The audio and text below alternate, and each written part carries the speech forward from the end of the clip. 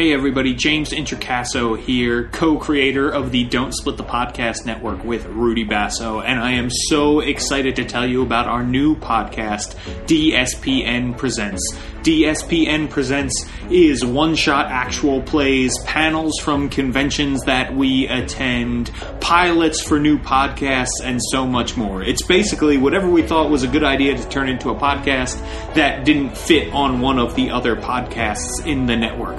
So, I would love for you to check out DSPN Presents. There's some awesome actual play content that is up there right now.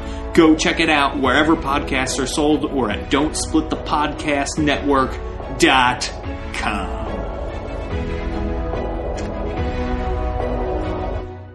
Hey everybody, before this episode of Tabletop Babble begins, I just wanted to let you know that you are going to hear from Orion Acaba, who is no longer attending the D&D in a Castle event. I just wanted to give you a heads up. His words of wisdom are still on this podcast, so check it out. This is Tabletop Babble. I'm James Introcaso.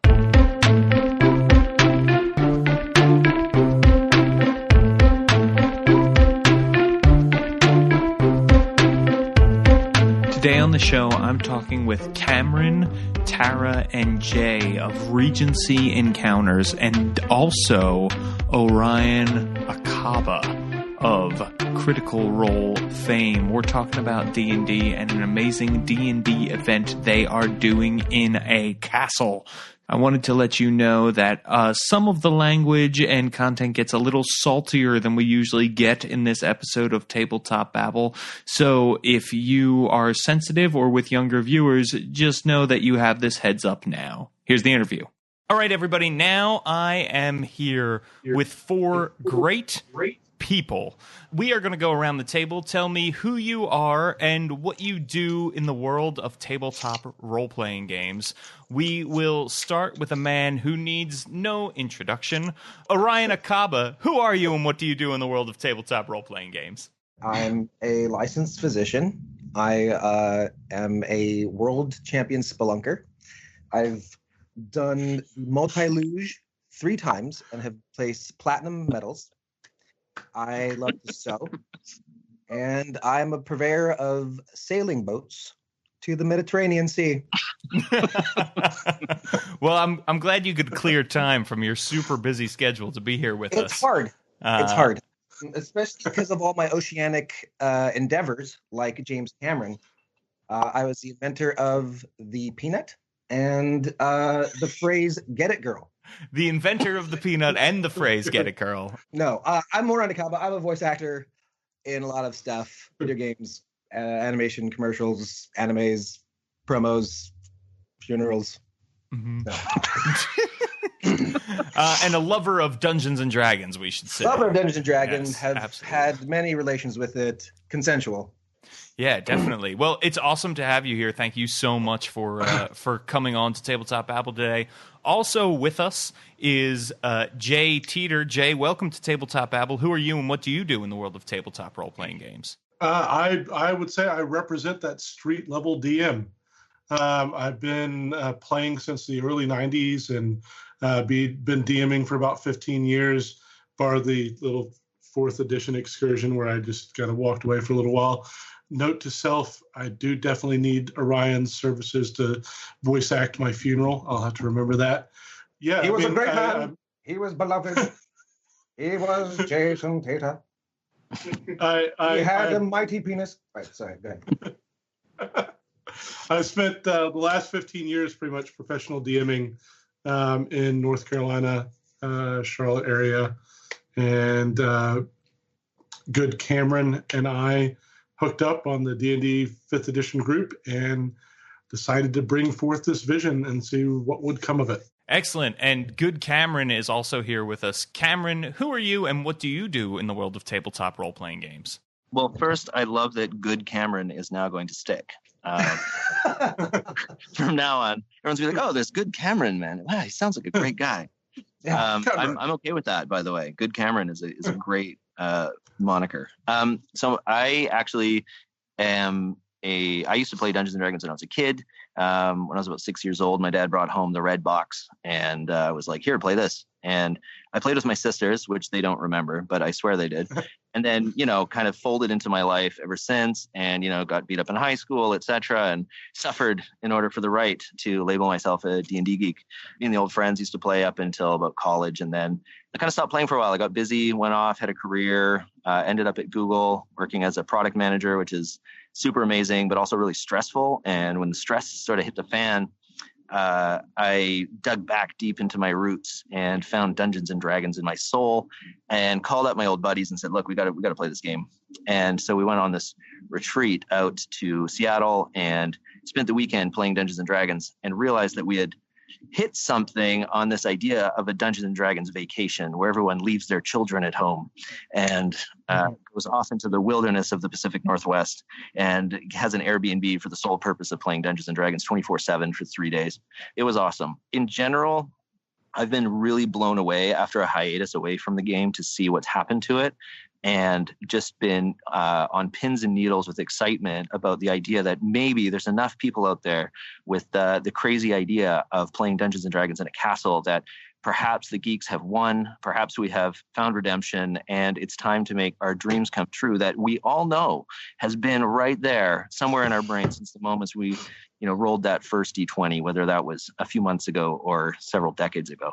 So that's what I'm working on, is trying to bring the D&D universe together to enable me to fulfill my childhood fantasies of playing Dungeons and Dragons in a castle. And probably a good segue to introduce my sister here, who can probably introduce herself. Yeah, I'm Tara. Thanks for having me here. I am totally intimidated by all the wit of the nerds in the room.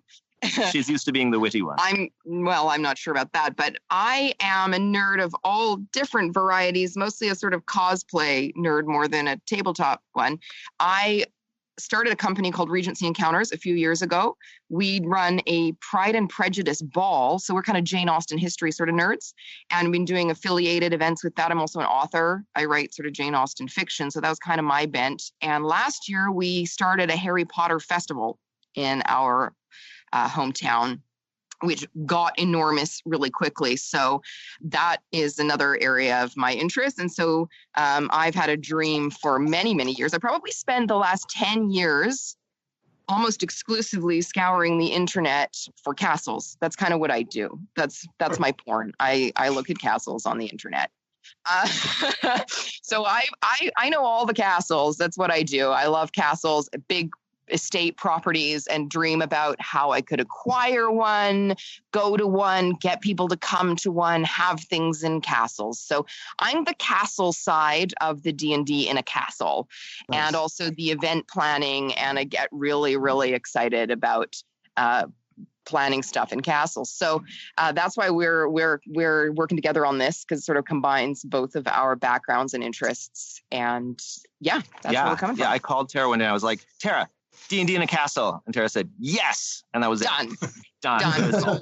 On it. I'm getting the castle. Let's go. Yeah, I'm sure, Tara, you were like, this is just like when we played the Red Box, only in a castle, right? Is that the... So, Tara, you actually mentioned Regency Encounters, right? Let's dive into Regency Encounters a little bit. Who are they? What does the company do? You mentioned the Harry Potter Festival. You've mentioned the Jane Austen Ball. What sort of is the mission statement of Regency Encounters? I would say the mission statement of Regency Encounters is twofold. Our general going phrase is life is short, live in the past. And the other one is epic nerd fantasy party. I would say that's what we do. We do epic nerd fantasy parties. So the Pride and Prejudice ball, it is epic, it is nerd, it is fantasy, it is a party. It's unbelievable. You've got to go to the Facebook page and just look at the video roll right at the top. You think it's stock. Like, you'll think that we brought it in from another site or something. It's legit. It was made from one of the events, and that's just what it looks like. And then so we are basically me. I speak as the royal we. Regency Encounters, it's me. That's basically it.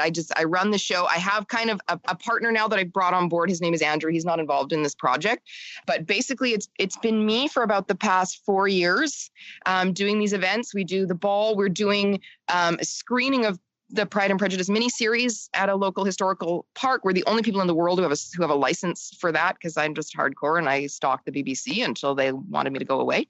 And I also write novels. Yeah, Regency Encounters. So Tara, maybe it's also worth mentioning, she's a wizard at conjuring volunteers from the woodwork, which Yes. she has been known to call her Hufflepuffs.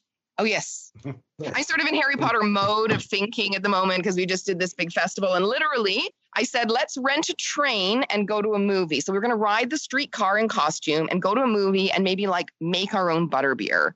And then we put it on the internet and we had like 10,000 people. The tickets sold in under a minute, completely sold out for the festival. Like, we had to close off streets. We had to rent buildings we hadn't anticipated. And we did this in about 6 weeks. So that's kind of how we roll. We like to go big or go home, and we like to give more than people could ever expect to give. They come to for example, the ball. They're like, oh, it's going to be a thing. We have like a month of dance lessons leading up to the ball. We have a quintet of musicians that play everything live. We have historical beverages that you can't make anymore based on like 200-year-old recipes. We play card games with replica playing cards from the period. Like, we go the extra mile. We go hardcore in whatever it is that we do. We go much further than people think. When we made the butterbeer, we literally caramelized about 1,000 kilograms of sugar to make in individual pots. Like, we are beyond hardcore.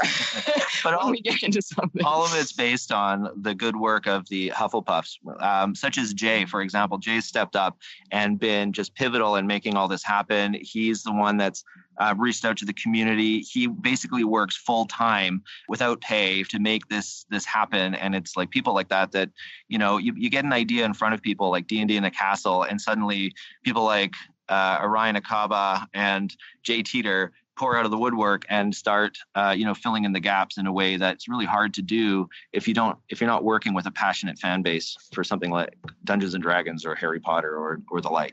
So we're hoping that the enthusiasm that Regency Encounters generates for these historical events, or I call period tourism, transfers over to the infectious world of Dungeons and Dragons, as it seems to be. Sure, and I think it makes perfect sense, right? Harry Potter is not necessarily a historical thing. It's a fiction world, just like Dungeons and Dragons, and so it's a perfect sort of leap then to then say, well, yeah, we could do D&D in a castle. So let's jump into that, right? You all are planning an event in July, Dungeons and Dragons in a castle. So it's like you were saying, Cameron, it's great to go away, play Dungeons and Dragons for a long time. It's even better to do it in a castle. It's even better to do it in a castle in France with celebrity dungeon masters like Orion. This is like an amazing once-in-a-lifetime event. And now, knowing sort of what Regency Encounters does, it makes perfect sense that you would bring on board, the Hufflepuffs. And Tara, I guess my question for you would be, when do you sleep, since you're doing all of this stuff, right? But we've obviously got some work ethic and pizzazz behind this. This podcast is dropping on Christmas, so I'm just going to say it now to our listeners.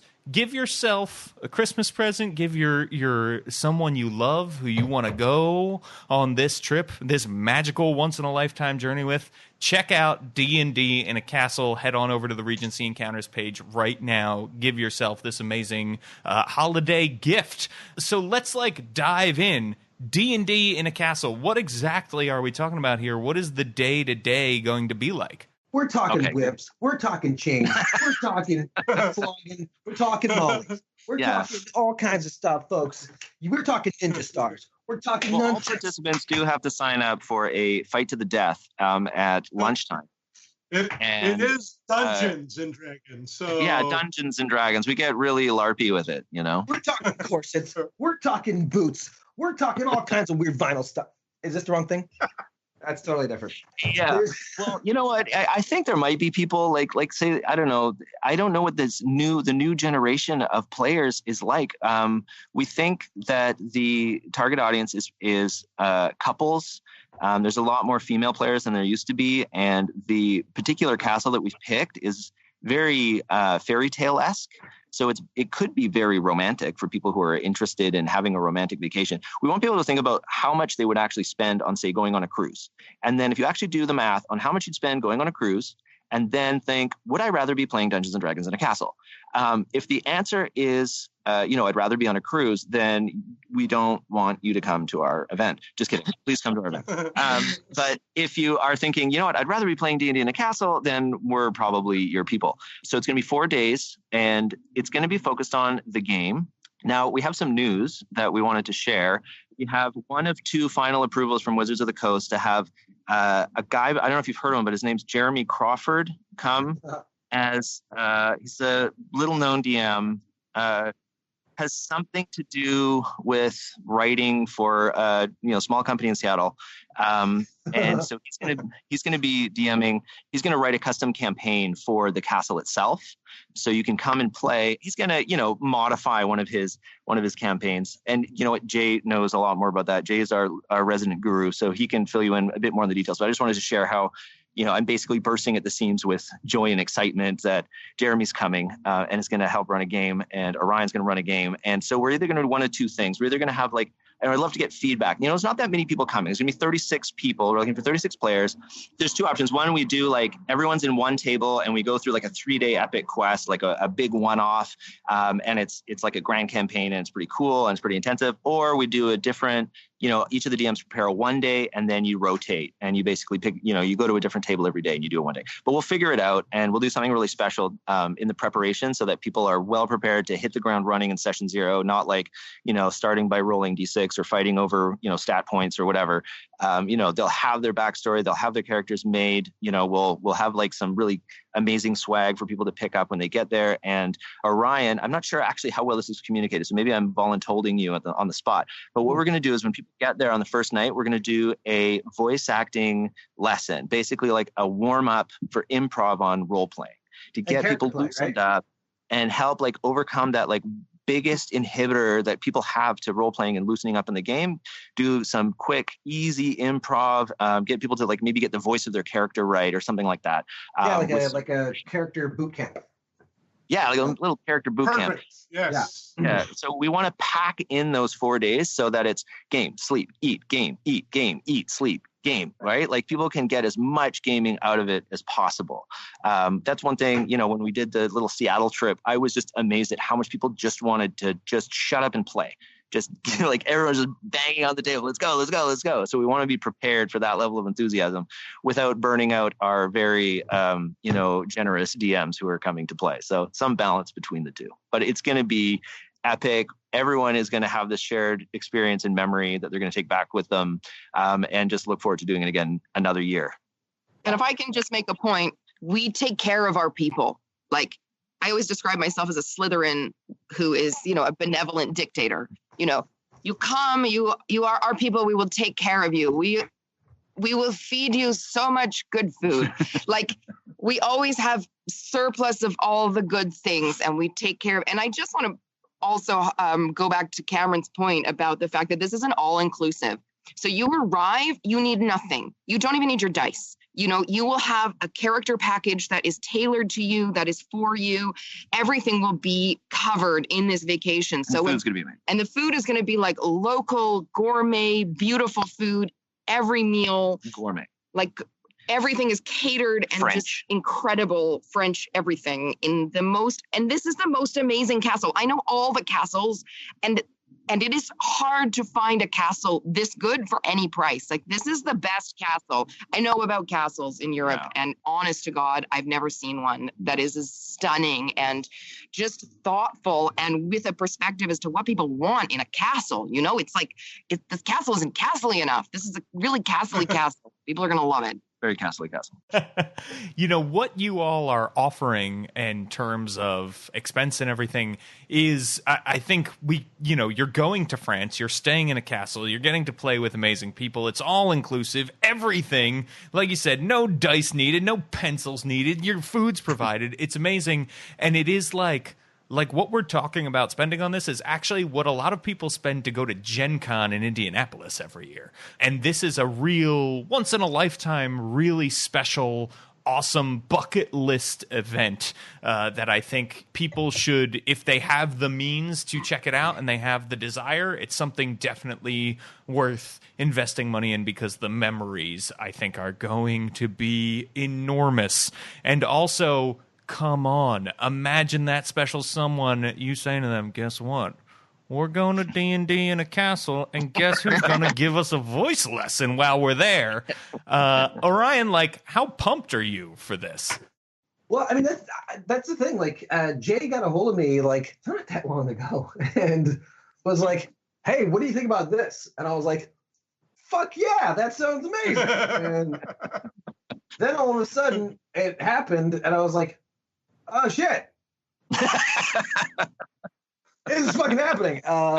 And so I'm extremely excited. I mean, again, like, you know, we said a bunch, but who the fuck doesn't want to play D&D in a castle? Like, who doesn't want to do that? Like, if you play, Yeah, exactly. like, you know, then it's like, yeah, I want to do that. Like, and you know, and it's a good point.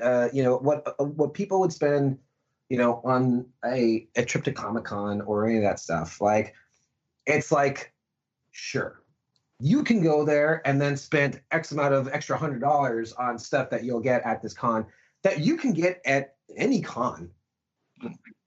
Like, every con has the same stuff, folks. That's a little secret.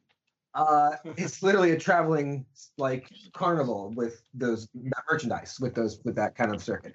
And I love them because I go to a bunch of them, so I know this for true. But then you have this weird event that pops out of nowhere. It's like, well, this is not normal, and it's a very special thing, and this is in its infancy right now, and people are already like, yeah. I mean, we got Wizards of the Coast on board. You know, we have these great like, how do you call it? Organizers? What do you call yourselves? Organizer. Thank you. Yeah. That's we've been looking for a word for it. That's it. Organizer. It's like the people who organize and manage all this stuff at the same time. You know, and it's really well thought out, and I think it's a unique thing to be a part of, which is the most exciting part about all of it, really. When it comes to, you know, the day one, it's all about making the players comfortable and showing them how to be comfortable by doing character work, and how easy that really is if they're not already familiar with how to just jump in and settle into characters and have fun with that kind of stuff. Because that's all this is about, is just having a great time. So the whole thing is to make everybody feel as comfortable as I possibly can, DMing and in the character boot camp, to be like, this is how, you know, make a choice and all the stuff I'll go into about how to, you know, really stick to the RP, like to the role play, because when you do, it makes everything just way easier and more fun because you're not thinking about stuff, you know. So that's how I'm going to approach that whole thing. Totally, yeah. I mean, we say at the end of every podcast that tabletop role-playing games are like sex. As long as everybody's having fun, you're doing it right? So, right. Like, you know, I'm totally on board with that philosophy, and I think this is going to be some of the most fun that you can have in a castle. And I will have sex with everybody who comes, so that's just extra bonus. Exactly. We appreciate your sacrifice, Orion. I mean, that's your money's worth right there. Taking 115 or 36 for the team. Hey, everybody, just wanted to take a quick break to let you know about one of our sponsors this week for Tabletop Babble. I am talking about Audible. Audible is a leading provider of audiobooks. And if you go to audibletrial.com/DSPN right now, that's audibletrial.com/DSPN, you will get one free audiobook and a free month-long trial of their audiobook service. Check it out. One book I think you might like is Artemis by Andy Weir. Who's Andy Weir? The guy who wrote a little book called The Martian. Maybe you heard of it. Well, you can hear his latest book read by the one and only Rosario Dawson. Check it out at audibletrial.com/DSPN. That's audibletrial.com/DSPN. All right, back to the show. So, Jay, I know you're still sort of organizing your slate of Dungeon Masters, but what sort of celebrity D&D people will be there that we can talk about so far? So far, concretely, we can discuss, obviously, the illustrious Orion Acaba, who hopped on board immediately to my my surprise. I was totally stunned in the quick response, as much as it is an easy yes to say yes to a D&D in a castle. He was on board from the get-go, and he's been helping us drive it. Post Orion Acaba, the person that we've locked into place has been Tim Mottishaw. Yeah, so he's goes under the moniker of GM Tim on Twitter, former Western Canada regional coordinator for D&D Adventurers League. He's run games at Gen Con and Winter Fantasy. So really well seasoned event. There are some other people that we reached out to, one of which, as Cameron mentioned, was Jeremy Crawford. He agreed in principle. We have the one of two votes that he needs for him to go. Hopefully we'll get the second one here in coming days. That's like an awesome list of celebrity GMs that you guys have going on over there. And you also have one other really big person on that list, right?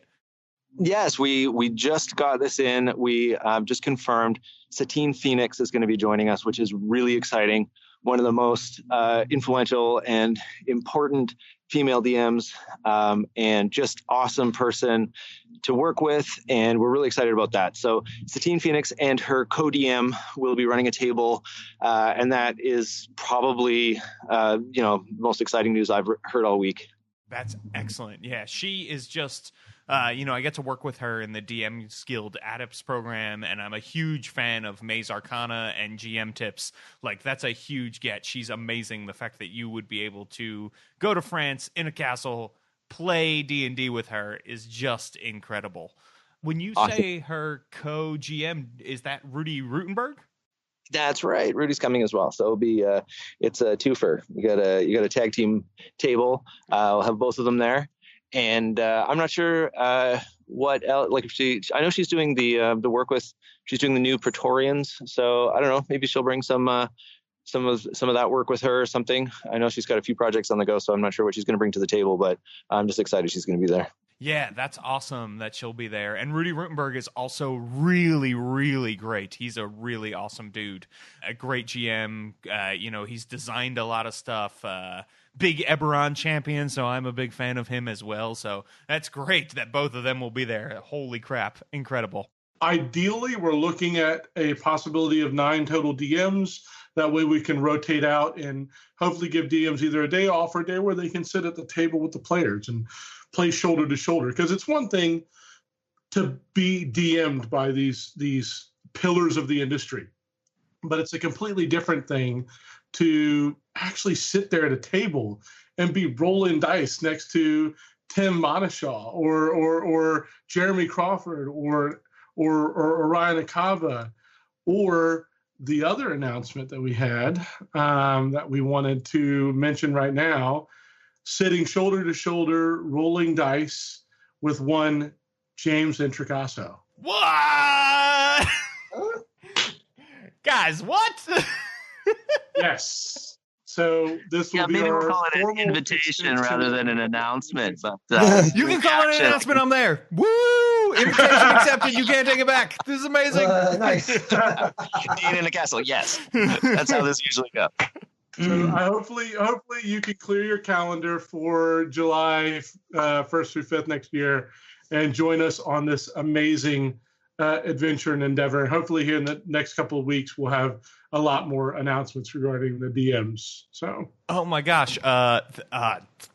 Thank you, first of all. So, and I absolutely, humbly, and very, very gratefully accept this offer. So I am sort of without words at the moment, but I will definitely be there. So if you're listening to this show, odds are you probably like me. So that's like an added bonus then, that you could come to this thing and we can hang out shoulder to shoulder, and then you can get busy with Orion in a castle. So like, what else do we need to say? Let's talk a little bit about, we've mentioned how amazing and how special the castle is, but I don't know like a French castle from a Scottish castle, right? But I know they're awesome. So Tara, can you walk me through like what makes this particular castle so special? First of all, this is a recently restored 19th century neo-Gothic castle. So it has been beautifully and tastefully restored by somebody who obviously has a love of history and a love of grandeur. And it's very, very rare to find a castle of this size and of this style that is so thoughtfully restored with history in mind. So often you find castles that have like pot lights and IKEA furniture and they look like a Super 8 and you're like, what is going on? This was supposed to be a castle. What are you doing? Then also you get the sort of Scottish castles or the more sort of keep style dungeony kind of castles. They don't have the kind of luxury quality that this one does. This is like a fairy tale castle, like the one from Chitty Chitty Bang Bang. Do you know what I mean? With the spires and the turrets and the... This threw us back like 30 years. I think it's more than 30 years since Chitty Chitty Bang Bang, but it's honestly mythical. So it has a lot of interesting sort of little tidbits to know about it. It has 365 windows, for every day of the year, 4 turrets, 1 for each month of the year, 12 dormers, 1 for each season, and 4 seasons. 4 towers, 1 for each month. Yes. It's different in France. They do it differently there. It has beautiful grounds. It's a 19th century castle, so it's built in the mid 1800s, and it was a revivalist. Yeah. So what's interesting about the architecture was built it was long enough after the French Revolution that the aristocracy started getting a bit smarmy again and saying, well, let's build our fancy castles. And so what they did is they took, what's funny is it's built on the site of the old medieval castle, which was notably boring. And was the only thing really written about the original castle was there, that it was really not much to look at and it was quite boring. So they built a big fancy, called a chateau, a folly. I think it's called a folly, which is basically something that's intentionally over the top and a flash to the past. So it's funny that basically it's kind of like an echo that we want to go to this castle and recreate, historical times. I don't know if you call fantasy historical, but there's some historical element. And really it was built as similarly, people who wanted to live as though it was the Gothic period. And so they built this thing in the style of the Gothic era. And it's the biggest neo-Gothic castle built in France by this architect who was considered the leading neo-Gothic architect, which is interesting because it's very different than other neo-Gothic architecture around Europe. The French had their own kind of take on it because it was influenced by Chambord, which was the big royal castle that had those giant round turrets. So it's inspired by Chambord, but done in a neo-Gothic style. And it ends up very kind of Disney princessy. It's very fantastical. It's very fantastical. That's better than Disney princessy. I refer to us as the make-believists. That's my name for all of us who like to, pretend. And it's a make-believists dream come true castle. I mean, it feels like an alternate reality when you go there. And quite practical. That was the other factor. There are some other very luxury castles, but like they'll have like one room that sleeps 20 people and is huge, and then like a bunch of like servant quarters, and you're like, this doesn't really work. It's hard to actually run an event. So this is perfectly done for an event as well. There's a practical aspect as well, and it's been owned by a family for many generations, and purposefully, it's been repurposed for the sake of events as well. So it's quite practical, and the food is apparently incredible. That is so cool. So this is a question sort of for all 4 of you, which is, what are you hoping attendees who come to this event get out of it? Obviously amazing memories and a great time. Is there sort of something deeper there that you're hoping that they get out of this event? I'm scared to what Orion is going to say about for his answer there. I'll go last. Well, I'll tell you what I'm excited about. I'm excited about its rejuvenation. I have found nothing more therapeutic than immersing yourself in this game. And there's something very frustrating about life, especially as you start adulting, which is like the most horrible thing to wish upon anyone. Adulting starts stripping you of this time that you used to have to play this game in a way that you can't get back to. And you're always trying to get back to that. I remember playing a game once for 14 days straight, and it was just like, that's never going to happen again. And you don't realize it at the time, but it's, as grown-ups, we have to like slot the time to really dive in. And it's so deeply satisfying. It's like scratching a, multiple decade-old itch, pardon the pun, Orion, to get back to that feeling that you can actually play enough, and you walk away feeling like, there, I did it. I played a ridiculous amount of Dungeons and Dragons with some awesome people, and there was no interruptions, and we just played the freaking game. Like sitting at the table and people are like, just roll the dice, like, let's play. Come on. You've just finally actually just played for such a satisfactory period of time. That's what I really want people to get. And if people haven't played before, I would love there to be a decent number of people who have just literally never rolled the dice to show up and be like blown away that this is the greatest game in history and get the best introduction ever. Absolutely. Yeah. Oh my God. That would be so amazing.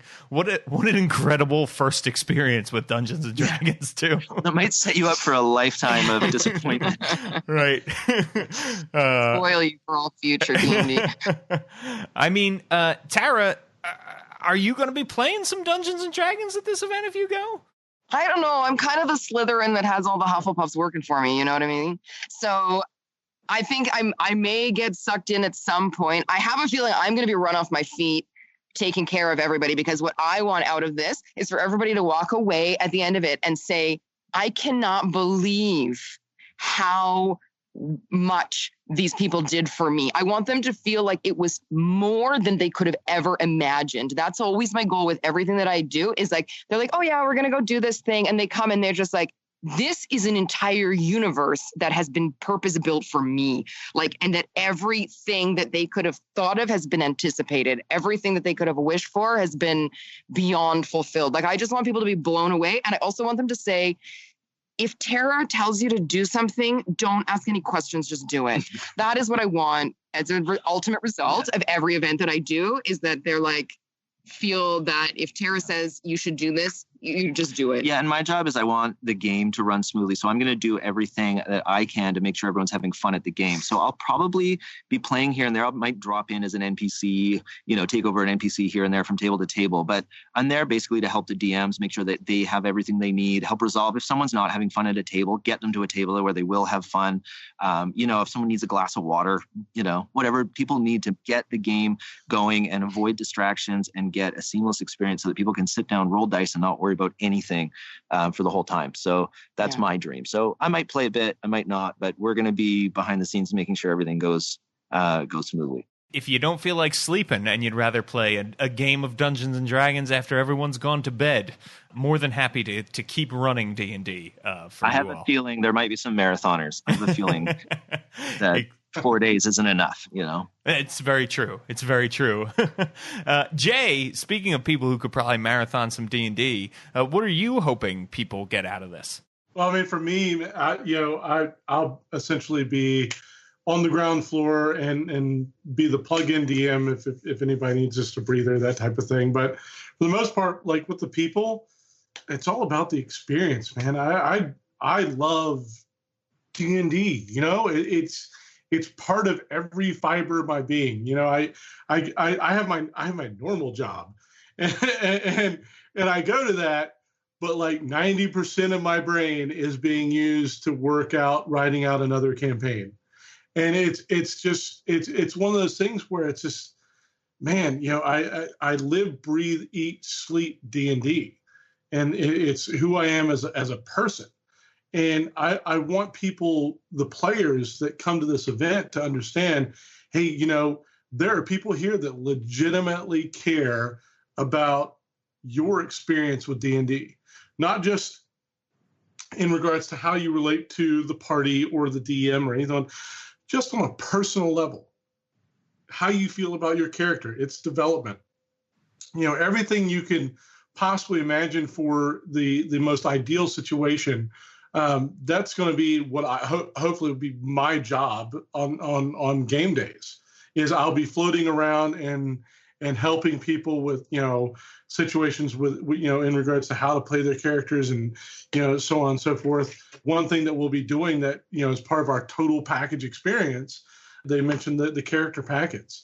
We have a ton of really awesome things that we're going to be putting into that we'll be discussing at a later date. We can't release a lot of information on that because we're still waiting on some certain things. But on top of that, their character creation as a DM, I'm going to be allocating a lot of my own personal time to anybody that needs help rolling up their characters. And, I'm going to talk to a lot of the DMs and so on and so forth about, being able to free up some time and help the people that are investing their time and their money into the event to help them create their characters. And logistically speaking, 3 months out is what we're looking at target-wise for the rolling up for characters. So, it's one of those things. That way, the DMs, a couple months out, get in their hands an idea of what the characters are going to be at their tables and so on and so forth.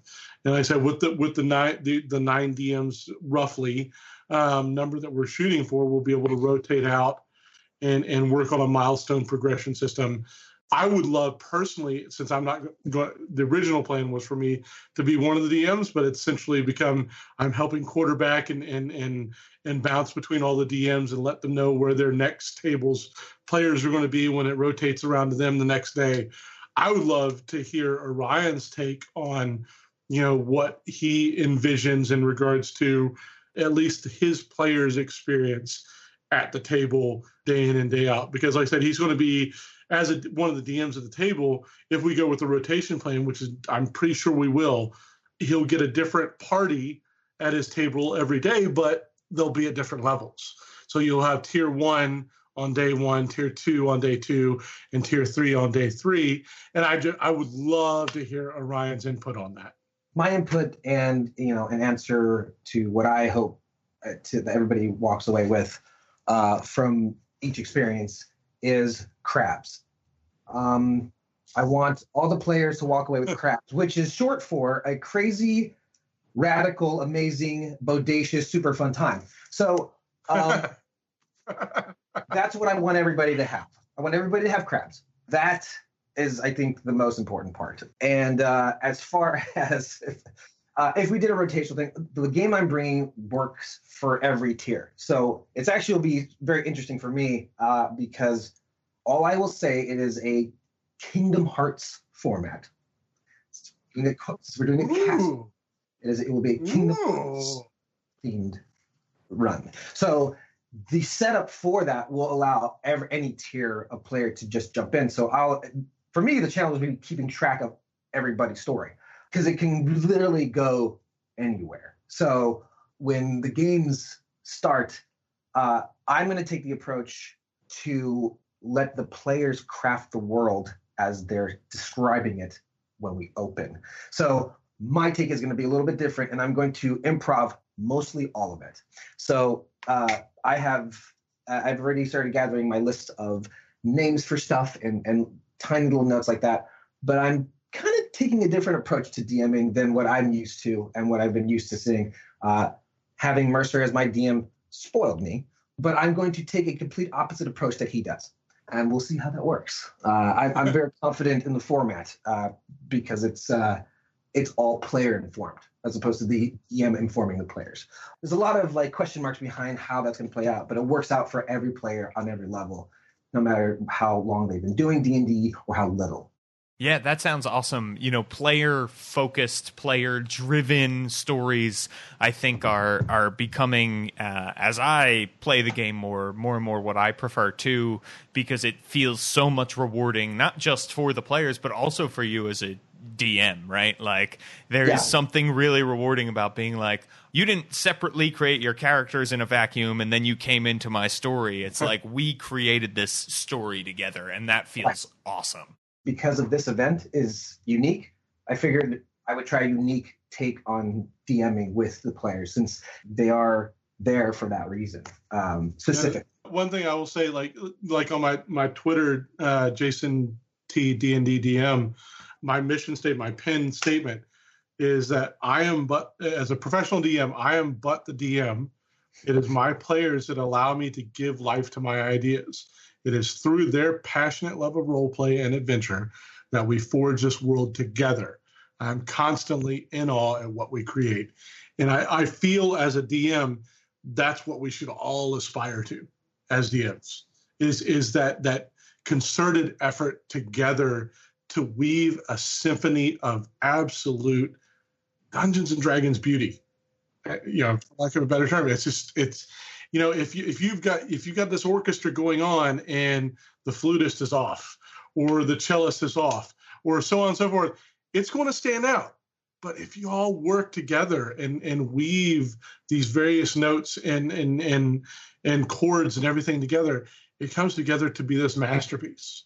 And that's what I strive for. And I think a lot of the people that we have earmarked for the event, that we're actively interviewing and so on and so forth, I think are going to be able to provide that experience on a very intimate level. And it's going to be truly a once-in-a-lifetime bucket list experience for not just the common man, but like just people in general. It's going to be one of those things where it's just like, wow, I did this.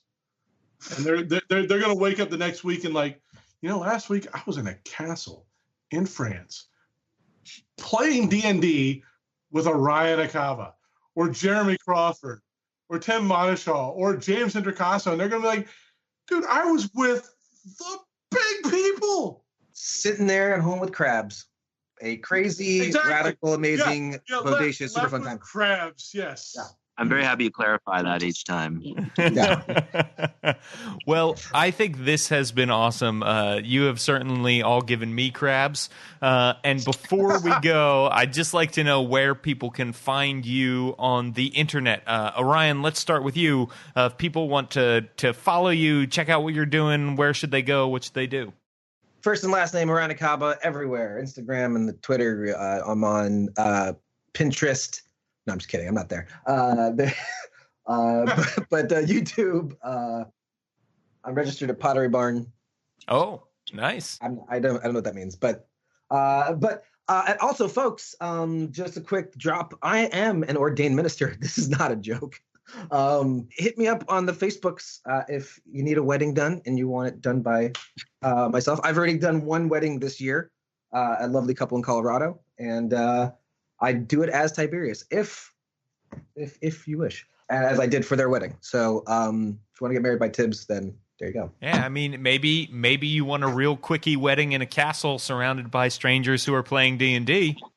It can happen. There you go. It can happen. Yeah. There's a few people discussing honeymoon opportunity. It's good. I could. Yeah. For the right price, I will redo their vows and make their marriage cursed forever.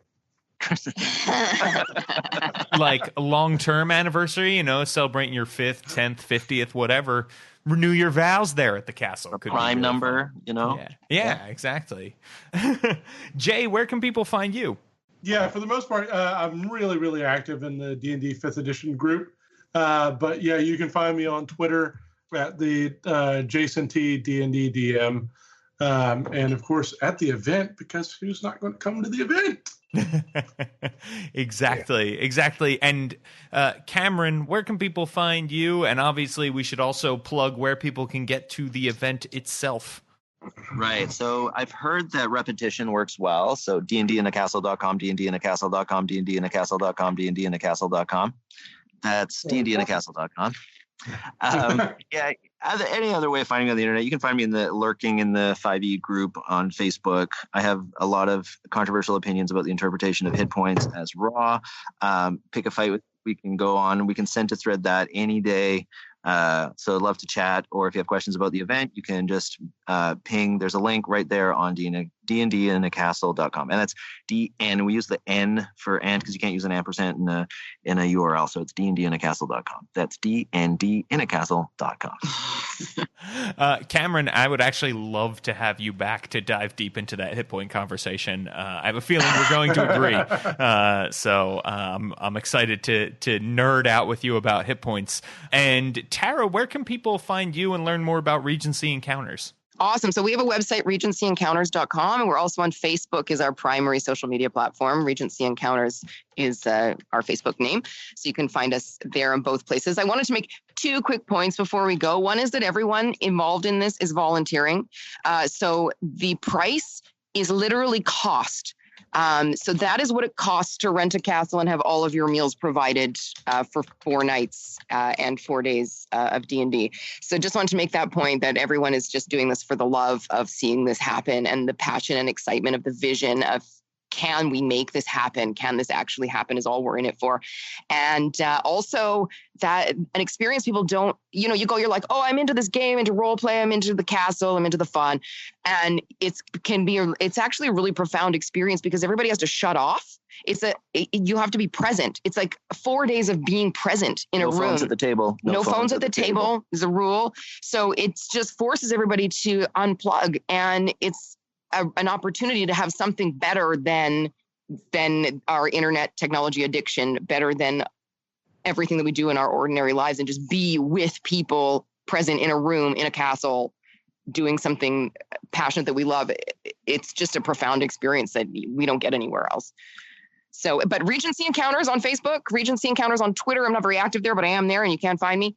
And regencyencounters.com. You can see pictures of our other events and some of our other stuff that we do. Facebook.com/Regency Encounters is probably the best way. Excellent. And it's great, Tara. To your point, this definitely sounds like one of those experiences where every single part is amazing, right? I'd love to be in France. I'd love to be in a castle. I'd love to be playing D&D. But the sum of those parts is going to be even greater, right? Or all of those parts together will be even greater than their sum. I forget what that saying is now. But everybody knows what I'm trying to say. It's going to be awesome. dndinacastle.com, people. Check it out. Thank you all so much for joining me today on Tabletop Babble. I really appreciate it. So thank you. Thanks. It's been awesome. Great chat. Thanks. Wow, I still can't believe that happened. I am so excited to be going to this event. You should definitely check it out. dndinacastle.com. It sounds amazing, and I will be there. So come game with me. It would be incredible. You know how you could help me, though, is by going and leaving us a review on iTunes. Seriously, even if you are not using iTunes to listen to your podcast, I've said this before, I'll say it again, many podcatcher apps, probably the one you're using, are using iTunes algorithms to rate and recommend podcasts to other people. So head on over to iTunes, create a free account, come rate our podcast, and then rate all of the other podcasts you subscribe to. It is a great way to make people happy. Don't you want to make us happy? Of course you do. Listen, this podcast is coming out on Christmas Day. Christmas Day podcast, people. Give me a present. Go leave me a 5-star review, and I will continue to make podcasts that you can get for free. And to encourage you to do just that, I will read one new 5-star review verbatim every podcast and credit the person who left it. You can make me say anything you want. And today's 5-star review comes from Monkey Wing. That's awesome. That's a great name. It is called Great Hosts and Great Guests. It is reading like this. Lots of great discussion, great sound quality, and lively topics. Worth subscribing immediately. Thank you so much, Monkey King. I really appreciate this review. People, Don't Split the Podcast Network is full of tons of awesome podcasts. I would love for you to check out DSPN Presents. What is DSPN Presents? Well, it's a little place where we do a lot of actual plays. We throw up panels. We throw up experimental podcasts, pilots. There is all kinds of goodness there, and it all involves your favorite Don't Split the Podcast Network host personalities. I'm talking about people like me, people like Ruty Basso, the one and only, Celeste Conowitch. We've got Kat from Dames and Dragons. We got Noelle from Dames and Dragons. We got Brittany from the Venture Maidens. Heck, right now we got the one and only Vegas Lancaster, a.k.a. Aurochs the Lich from Have Spellbook Will Travel, running a Shadow of the Demon Lord game. Get on it, people. Check it out. It's called DSPN Presents.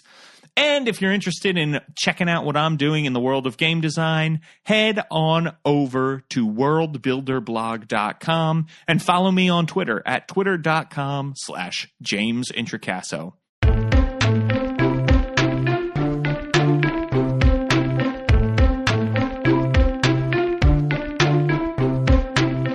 Tabletop Babble is a show on the Don't Split the Podcast Network. Thanks to Ruty Basso for founding it with me. Our theme music, which you're listening to right now, was provided by Battle Bards. Don't forget that RPGs are like sex. You don't have to play a character with magic to win.